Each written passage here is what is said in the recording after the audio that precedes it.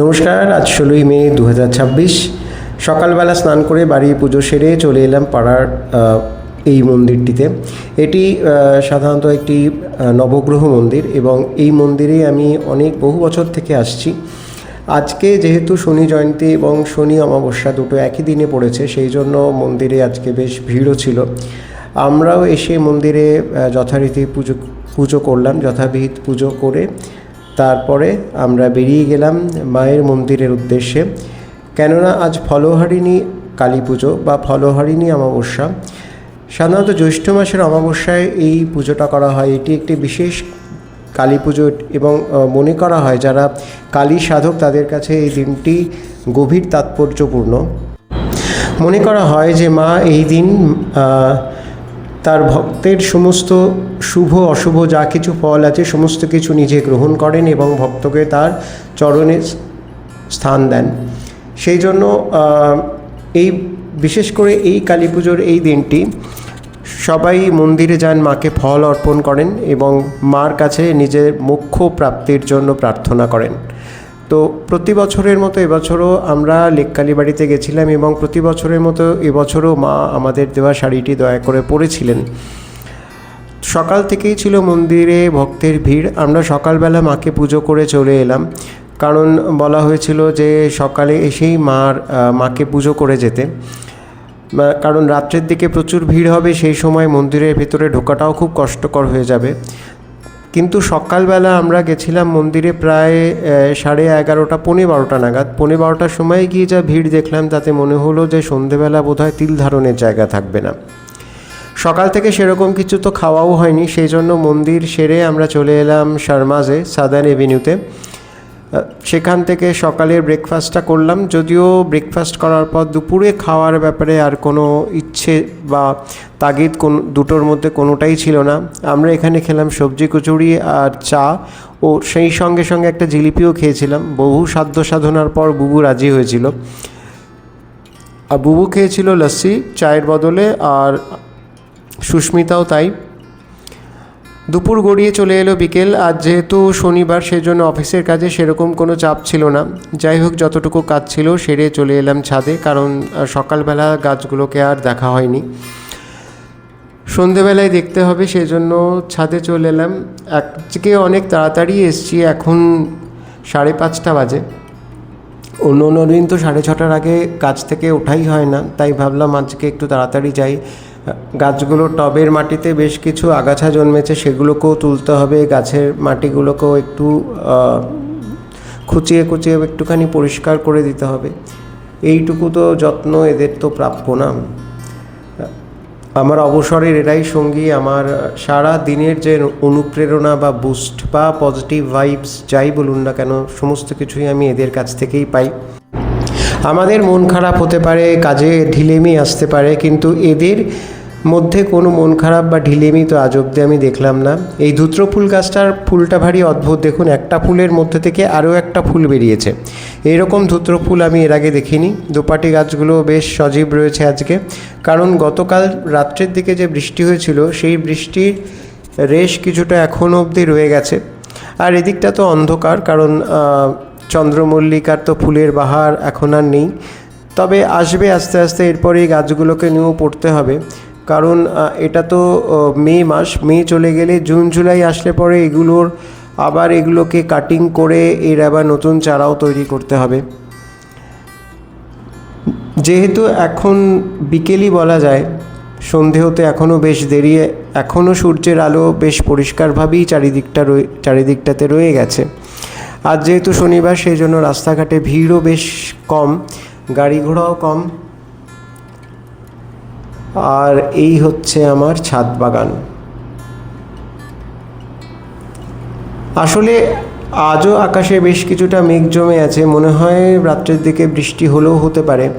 সকালের দিকটা দেখে মনে হচ্ছিল যে আজকে সারাদিনটা মেঘলা মেঘলাই থাকবে, কিন্তু না, দিনের বেলা যত গড়িয়েছে ততই আকাশ আস্তে আস্তে পরিষ্কার হয়ে গেছে। এটা খুবই ভালো লক্ষণ, কারণ আজকে আবার খেলা আছে এখানে কেকেআরের। যদিও এইবারের আইপিএলে কেকেআরের সেরকম চান্স নেই বললেই চলে, তবু কেকেআরের খেলা। যখন রেড রোড দিয়ে যাচ্ছিলাম তখন দেখলাম যে চারপাশের ল্যাম্পপোস্টগুলোতে যে সাদা নীল আলো ছিল সেই আলোগুলোকে সরিয়ে ফেলা হয়েছে। আর ওই দেখুন সুন্দরী ইডেন। এখনও খেলা শুরু হয়নি, খেলা শুরু হতে এখনও বেশ খানিকক্ষণ দেরি আছে, তবে দর্শকরা ইতিমধ্যেই মাঠে আসতে আরম্ভ করে দিয়েছেন। যাই হোক, আজকে যদি কেকেআর জিতেও যায় তাহলেও সেরকম কোনো পরিবর্তন হবে বলে আমার মনে হয় না। তবে আমার উদ্দেশ্যটা এই ইডেন গার্ডেন্সে খেলা দেখতে যাওয়া নয়। আমি বহু বছর আগে একবার আইপিএলের খেলা দেখতে গেছিলাম। আজকে একটু অন্য জায়গায় যাওয়ার আছে আপনাদেরকে নিয়ে, চলুন সেখানেই যাই। আর দেখতে দেখতে এখন আমি যে রাস্তাটা দিয়ে যাচ্ছি সেটা হচ্ছে আপনার কলেজ স্ট্রিট, দুপাশে বইয়ের দোকান। আর হ্যাঁ, বলতে বলতে চলেও এসেছি আমার অভীষ্ট লক্ষ্যে। আমি আজকে এসেছি ঠনঠনিয়া কালীবাড়িতে। যেহেতু আজকে ফলহারিণী কালী পুজো, সেই জন্য মন্দিরে খুব ভিড় হয়েছে, বিশাল লাইন দিয়ে এখানে ভক্তরা মার পুজো দিচ্ছেন। আমি তো প্রথমে ভেবেছিলাম আমি দর্শনই করতে পারবো না, কিন্তু একজন দাদা বললেন যে যারা পুজো দিচ্ছেন এটা তাদের লাইন, দর্শনের জন্য আপনি মন্দিরের সামনে চলে যান, ওখান থেকে আপনি মাকে দর্শন করতে পারবেন। যাই হোক, তার কথা মতো আমি মন্দিরের মূল দরজার সামনে এসে তবেই মার দর্শন পেলাম। সেই সঙ্গে সঙ্গে আপনাদেরকেও দর্শন করাতে পারলাম। এই যে মা, দূর থেকেই দেখতে হচ্ছে। তবে এর খানিকক্ষণ পরে আমি মন্দিরের ভেতরে গিয়েও মাকে দর্শন করতে পেরেছিলাম। মার অশেষ করুণা আমার প্রতি, কেন জানি না। এই মা দাঁড়িয়ে রয়েছেন এখানে। এই মন্দিরে কিন্তু ঠাকুর শ্রী রামকৃষ্ণ এসেছিলেন অনেকবার। একবার তো তিনি যখন কেশবচন্দ্র সেন খুব অসুস্থ হয়ে পড়েন তখন তার আরোগ্য লাভের জন্য মায়ের কাছে ডাব চিনি মানত করেছিলেন। আর ভিড়ে ধাক্কা খেতে খেতে আমি মোটামুটি মায়ের দোরগোড়ায় একেবারে এসে চলে এসেছি। আর এই মা, ঠনঠনিয়া কালীবাড়ির দেবী মাহাত্ম্য আলাদা করে তো বলার কিচ্ছু নেই। অতি জাগ্রত এই মা রয়ে গেছেন এই শহরের উৎপত্তির সময় থেকেই প্রায় বলা চলে। মন্দিরটা আজকে খুব সুন্দর আলো দিয়ে সাজানো হয়েছে। আপনারা সবাই মাকে দর্শন করুন আর মায়ের কাছে আপনাদের মনের যা যা প্রার্থনা আছে সেইগুলো মায়ের চরণে নিবেদন করতে পারেন। মন্দির থেকে বেরিয়েই পড়লো এই ভাজাভুজির দোকানটা। তো এখান থেকে আমরা কিছু পাপড়ি কিনলাম, কারণ সাধারণত আমরা উজ্জ্বলা চানাচুর থেকে এগুলো কিনে থাকি। তো আজকে দেখলাম এখানেও বেশ সুন্দর তৈরি হচ্ছে, এবং যে পাপড়িগুলো এখানে বিক্রি হচ্ছে সেগুলো চোখের সামনে তৈরিও হচ্ছে, দেখেও বেশ ভালো লাগলো।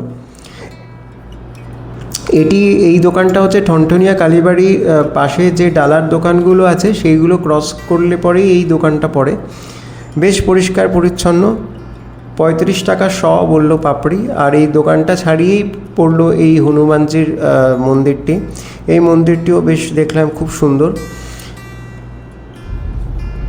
এই মন্দিরেও প্রণাম করে আমরা চললাম এবার আমাদের আলটিমেট ডেস্টিনেশনে, অর্থাৎ লেক কালীবাড়িতে, যেখানে সন্ধেবেলা মাকে আজ ফলার ভোগ দেওয়া হবে। সেই ফলার ভোগের আয়োজনও মা আমাদের দিয়েই করিয়েছেন।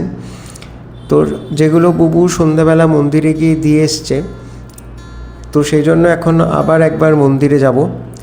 ফলহারিণী কালী পুজো কিন্তু একটি বিশেষ তাৎপর্যপূর্ণ কালী পুজো।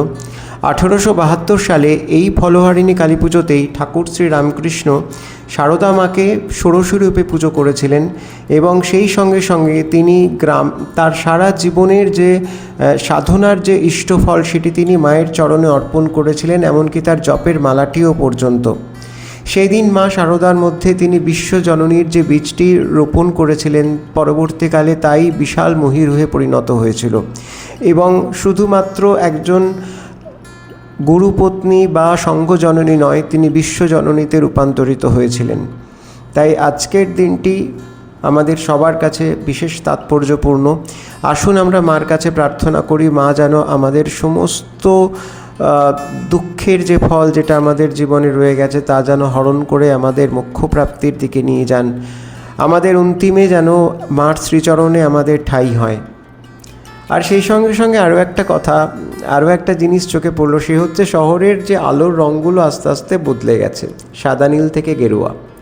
আর দেখুন, কথা বলতে বলতে চলে এসেছি আর এক মায়ের কাছে। এই মা তো সুখে দুঃখে সারা বছর আমাদের সঙ্গে থাকেন। আর আজকেই মায়ের মন্দিরও কিন্তু খুব সুন্দর সাজানো হয়েছে। অতিরিক্ত ভিড় বলে আমি ডিটেলসে কিছু দেখাতে পারলাম না, কিন্তু খুব সুন্দর সাজানো হয়েছিল।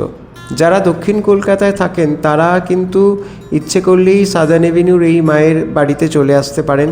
সবার জন্য অবারিত দ্বার, মা সবাইকে আশীর্বাদ দেওয়ার জন্য একেবারে রাস্তার ওপরে দাঁড়িয়ে রয়েছেন। তাহলে চলুন, এখন মার আরতি হচ্ছে, আরতির পর আবার ভোগ দেওয়া হবে। তো আপনারা সবাই ভালো থাকুন, সুস্থ থাকুন, আর যদি আমার চ্যানেলটি ভালো লেগে থাকে তাহলে সাবস্ক্রাইব করে পাশে থাকবেন। আপনাদের সবার জন্য মার কাছে আমি প্রার্থনা জানিয়ে আজকের মতো বিদায় নিচ্ছি। আবার দেখা হবে।